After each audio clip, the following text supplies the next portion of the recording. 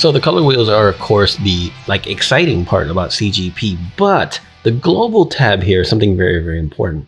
This, a lot of people have found that they're using it mostly for corrective purposes, color correction, right? But it's also good just to kind of finalize your look that you're after. Yes, the color wheels are great for the 3 ranges, the shadows, midtones, and highlights, and you can play with the intensity and the hue and the brightness and the range, and all that's awesome. But the global is there, and they exist on a different set of adjustment layers to make sure that this is like a secondary kind of layer on top of everything. So if you come in here and choose like temperature, okay, the temperature slider going to the right or going to the left is something that we're pretty used to, especially if you do, your raw processing, whether you use ACR, Lightroom, or Capture One. The temperature calculation is something that you're used to, also done with curves to make sure it's very, very smooth.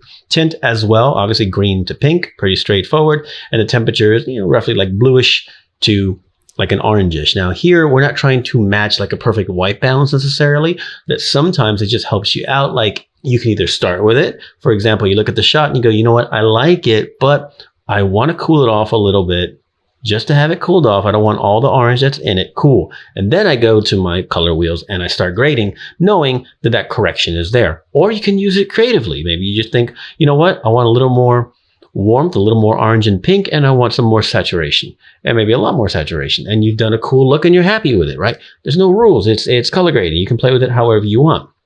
But again, we have temperature and tint, which again, you're pretty used to in terms of like, not just the labels of it, but how it responds. And if you do a lot of white balance, color correction, things like that, you should be, right into that function, no problem at all. Saturation, again, works really well. Like everything else on CGP, it's designed and set up in a way that's really, really pleasing. Even at maximum saturation, as you can see, it's too strong, but it doesn't look completely ridiculous the way normal maximum saturation might look in Photoshop. And negative 100 takes it down to nearly gray, but still has semblance of color, because a full desaturation is pointless for a color grading tool, but it's there for those really muted looks, right? And again, doesn't look weird or funny and have any artifacting.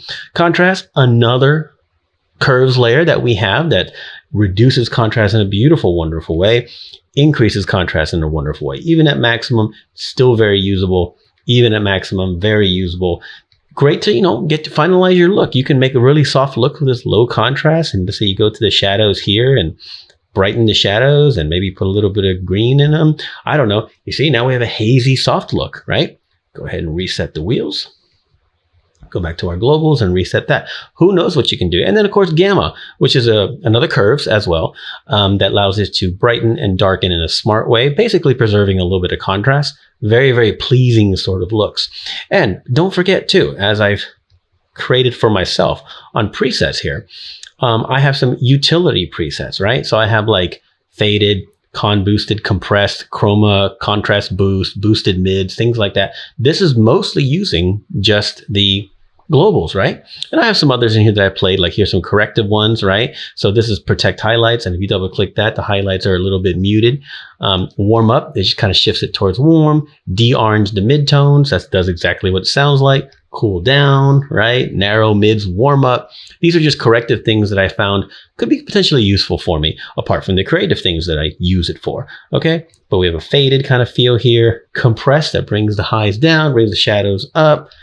Chroma con boost. I'm not saying that you need these presets. I'm saying this is what I created, apart from, from the color wheels themselves, but also using global. So don't forget that we have beautiful temperature and tint functions, which again, like I said, most of us are used to. You'll be pretty comfortable using that correctively or creatively. Saturation, really beautiful and smooth. Contrast and gamma, same story there. And of course, opacity. So I'm just going to throw a quick grade on this real quick.